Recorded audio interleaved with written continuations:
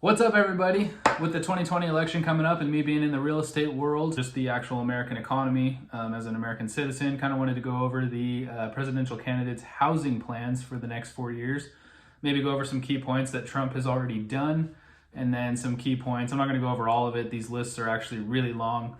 Biden's had a lot of detail in it, actually. So going to just go over some key points and give kind of some ideas of how this could affect the economy, real estate investors, real estate agents, home buyers, mortgage companies, and just kind of move forward from there. So yeah, first thing I wanted to go over is Trump's initiation to opportunity zones. I do have some notes here, so I'm going to be looking down, not at the camera 24/7 because there's a lot to go over. So opportunity zones. This is actually a freaking genius idea because basically what Trump did, instead of raising taxes, he basically gave some insane tax incentives to investors, whether you're investing in real estate, investing in stocks, bonds, startup companies, retirement plans, whatever. Basically, an opportunity zone is a scheduled out geographical zone of a town or city, basically in the poorest areas of America. And what they did was gave opportunities to these investors to say, hey, go throw your money at this. We will not charge you any income tax on it or anything like that. There's a lot of other tax incentives. I'm not going to go over all of them. But basically, if you pull money out of a house before 2 years or something and you want to keep it, you're going to be paying 30 to 40% roughly in capital gains. Or if you pull money out of the stock market, or if you sell a company or something like that, you're going to be paying a lot of taxes in income tax based off what you made off that. So if you wanted to take that big chunk of money, throw it into an opportunity zone, you're going to be able to write off everything and not pay any taxes on it. Cool thing is if you want to take half of that, or 30% or 80% or whatever you want to do, throw it into an opportunity zone, invest into that. You actually only have to pay taxes on what you keep rather than the whole chunk of money, which applies in other areas of investing. So second point I wanted to make, Trump, I think most everybody saw this. He did an eviction moratorium only for unemployment. So if you had to file for unemployment, basically he made it illegal for landlords to evict their tenants if they can't pay rent. Obviously, if they're getting unemployment, they should be paying some sort of rent to their landlord. I know a lot of landlords were actually pretty easygoing with this whole situation with the pandemic, the so-called pandemic.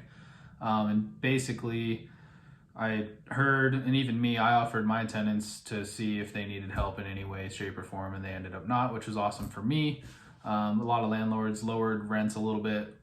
Rents over the nation actually lowered quite a bit just during this period, not necessarily as an economic disaster or whatever you want to call it. I don't know when that ends exactly. I think it was getting extended until the end of this year. It might have already ended. I know the unemployment rate's a little higher than it should be. That's just from these governors shutting down states, not letting businesses open up. So that's having a huge effect. But obviously the administration is trying to take care of these Americans. If you're on unemployment, you're getting $600 a week, roughly, you're able to pay some rent for sure. Something that got implemented in the Obama administration during his term was the AFFH, which is the Affirmatively Furthering Fair Housing, which was supposed to basically, to sum it up short, bring more so-called colored people into kind of these nicer suburbs and kind of change up some rezoning for like apartments, taking down older houses instead of remodeling them, changing some zoning to where we're putting in cheaper housing, which is going to essentially lower the value of these nicer houses. And obviously that's not necessarily what all these people want who own houses and have owned houses in the suburbs in the nicer areas of the country to happen to their properties. So that was a big worrisome. The whole idea of it didn't actually work very well. We actually lost a lot of money, tax money and stuff. So Trump getting rid of that was a good idea. He implemented his own rule, and basically it's just preserving community and housing choice. So he took away the whole idea of being able to build cheap housing or apartments in the suburbs or around those areas to basically affect the overall value of these houses. So now I'm going to jump over to Biden's side a little bit. We'll kind of jump back and forth as we move down the list, but one of the biggest things that I've seen that Biden wants to implement within the first 100 days of his administration, if he gets elected, is financial assistance for Americans to buy their first house. He wants to do basically a tax credit in the process of buying your own house, up to $15,000 for your down payment and closing costs and such like that. They want to lower basically the overlook on credit needed to buy a house. So you're going to get a lot of these people who don't have good credit can basically prove on paper that they can't make payments for either a credit card or a car or whatever they ended up in earlier in life. And Biden wants to throw them into housing, which is all fine and dandy because I'm not going to group everybody into that same circle of not just because you have bad credit doesn't mean you can't make a payment. A lot of people end up in debt in a bad way on accident or just learning experience and they don't know how to get out of it. But a huge chunk of that circle can't make payments. They don't keep jobs, etc., whatever. Basically, he wants to raise our taxes, tax-paying Americans. That is everybody. That's not everybody just making over $400,000 a year. If he gets rid of Trump's tax bill that saved Americans $2,000 a year, plus, no matter what your income was, obviously that's going to raise taxes on all Americans all the way across the board. So next thing Biden wants to do is legal eviction programs for renters, which basically they didn't put a lot of detail in this. This is all on their website. You can go take a look at it. This is just my take on it. He basically implemented wanting to use tax to help fund getting rid of the overall eviction process in America, which is fine and dandy until you get a tenant or something that's trashing your house and stuff like that. Mainly this is circled around people not being able to pay rent. He wants to completely get rid of evictions for renters, which I don't think is realistic, especially as a real estate investor myself. I wouldn't want that implemented at all. If I have to get rid of somebody, I have to get rid of somebody. Whether they're not paying a rent or they're trashing the house or doing whatever the heck else, if they're building a meth lab in the bathtub, I don't know. But that's not something I personally would want to have implemented or be spending my tax dollars on.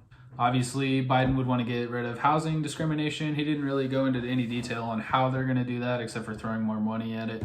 Nothing really detailed there. Biden does want to put forth $5 billion a year to renters, basically to help pay rent for anybody that's paying rent that's 30% of their kind of overall income debt ratio, I guess, costs between like your utility bills, your groceries, gas, whatever else you have that you're spending money on. So if you're 35%, then he wants to basically kind of get that covered with taxpayer dollars. Obviously, there's nowhere else this is coming from, which is going to cause us to raise taxes even more all the way across the board. Another thing Biden mentioned in his housing plan, there wasn't a whole lot of detail in this, but was tax incentives for people building affordable housing. I'm not sure if this is for governors or for actual private companies or builders or what, but there was a little bit of detail on the tax incentives, but basically the way it sounds to me, they're wanting to push people to build super cheap housing that they can basically turn into HUD housing or something like that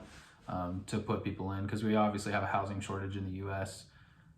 Honestly, in my opinion, I think apartment buildings are economically and environmentally functional and do a fantastic job.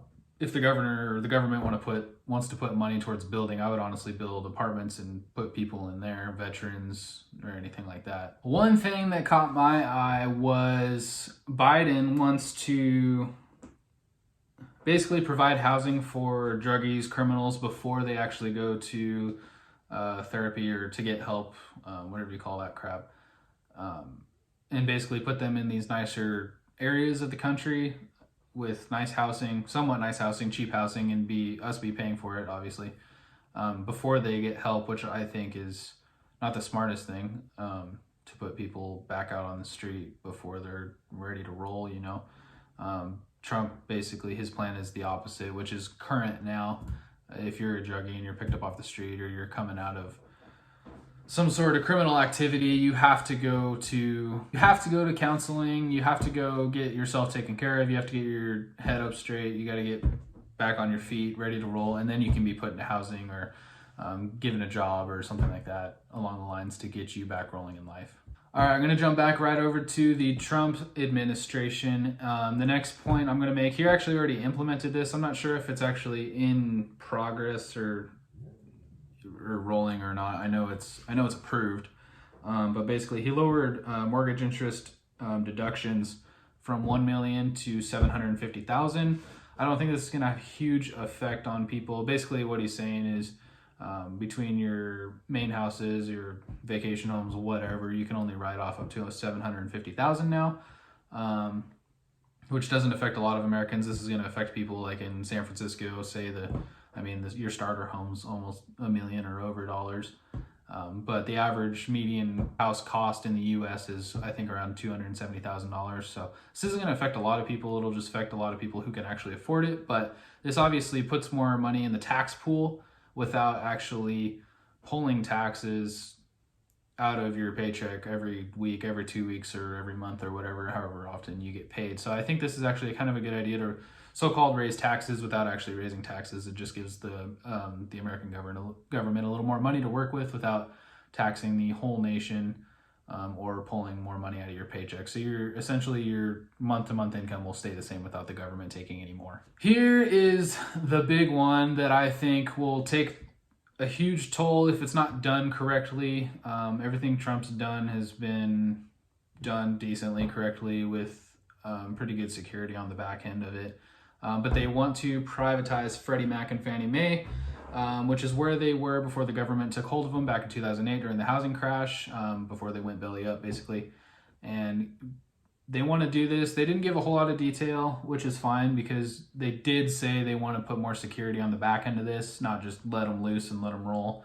The effects that this could take, obviously, it's going to open up the market to more mortgages, more competitors in that realm. But the 30-year fixed mortgage, that could be a threat potentially. I'm not sure what would happen there. This could obviously cause mortgages to get more expensive. They did mention they wanted to protect the American people, so I'm guessing they're going to put some regulations and stuff if this actually happens. There's a 50% chance that it could not happen and it might just roll over. I think it will happen eventually. It might happen in the next administration in like 4 years, but this could cause interest rates to go up a little bit. Interest rates are super low anyway. Honestly, if you're under a 5% interest rate, you're sitting pretty good with buying a house. But basically, the 30-year mortgage could be a threat that could end up going away eventually if this happens, depending on what competitors come into the market. And we'll see, I guess, what happens or what plays out. If you follow taxes, property taxes in California just went up another, I think, 6%, might be just under 7%. I can't remember exactly, but obviously that's going to happen if we get a Biden administration on the whole country. He also wants to raise capital gains taxes another 10%. I mean, those are high enough as it is, in my opinion, but Trump wants to donate $47.9 billion to HUD for ending homelessness. I can't remember if that was over a 5-year span or every year. $2.8 billion for communities to help end homelessness. So that would be more private funds for each state rather than federal. And then he wants to donate another $41.3 billion a year for federal rent assistance. Not a bad idea. I think that already is in play. You just kind of have to dig and go find it. Obviously, taking on these programs affects your credit and your ability to buy a house later in life. But if you're planning on renting and you can only rent now, and you can't afford it, you lost your job during a pandemic or something later on in the craziness of the world, you'll obviously have some rent assistance there. Last thing that I saw on Biden's website in his housing plan was he wanted to develop a strategy within the first 100 days to make housing in America a right, kind of approaching it like the whole healthcare situation. I mean, my personal opinion, I don't think healthcare is a right. If you can afford it, get it. If not, then obviously you can't afford it. Go work harder and make more money.